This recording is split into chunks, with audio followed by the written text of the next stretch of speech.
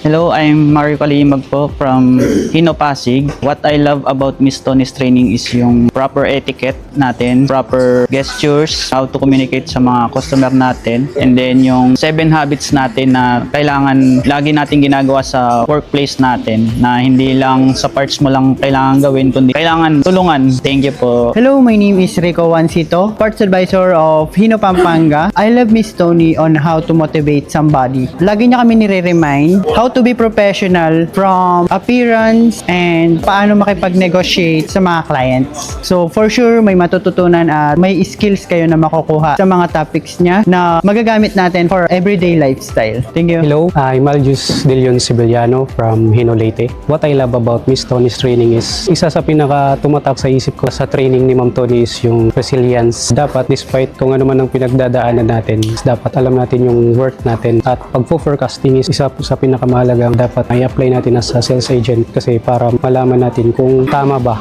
ang proseso or ang ating mga plano na ginagawa ko. Salamat. Hello, I am Darius Alexander Nerona from Hino Pangasinan. What I love about Miss Tony's training is how to handle our physical, mental, and emotion to become intelligence and to influence the others to become professionals. Thank you. Hello, I'm Brian Paule from Hino Abad Santos. What I love about Miss Tony's training is proper etiquette and proper gesture and yung doing sa not doing. Re-recall po natin yung mga kailangan gawin natin. Saka yung forecasting. Thank you. Hello, I am Luis Malen from Hino Batangas. What I love about Miss Tony's training, unang-una yung being professional, lalo na na-remind kami dun sa kung ano yung proper etiquette, sinusuot, and yung paggamit namin ng mga words, tsaka yung mga experiences namin nung bata na may impact siya hanggang ngayon na lumaki kami. Kaya marami rin na naging adjustment para ma-improve yung pagiging professional natin at magamit natin sa work. Hello, I'm Ricky Dean from Hino Paranaque. What I love about Miss Tony training is when she talks, she shows clarity, organized, and performative. And also, she set herself as an example. And what I like about our training is we get